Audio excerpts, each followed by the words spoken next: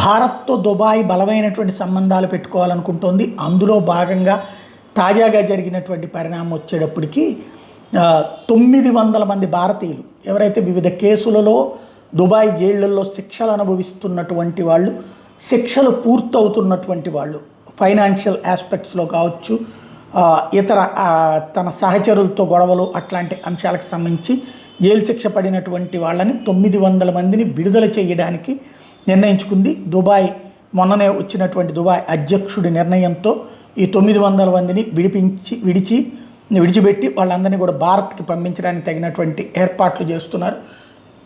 నరేంద్ర మోడీ అడగడం వల్ల చేశారో లేకపోతే నరేంద్ర మోడీతో ర్యాపో మెయింటైన్ చేయడం కోసం చేశారో కానీ ఒక కీలకమైనటువంటి స్టెప్ అయితే పడింది. అది ప్రస్తుతం వాళ్ళందరినీ కూడా పంపించడానికి తగిన ఏర్పాటు దుబాయ్ ప్రభుత్వమే చేస్తుంది. అంటే వీళ్ళకి మళ్ళీ వెళ్ళి తీసుకురావడం ఇట్లాంటిది కాకుండా అక్కడ ప్రభుత్వమే ఏర్పాట్లు చేస్తుంది.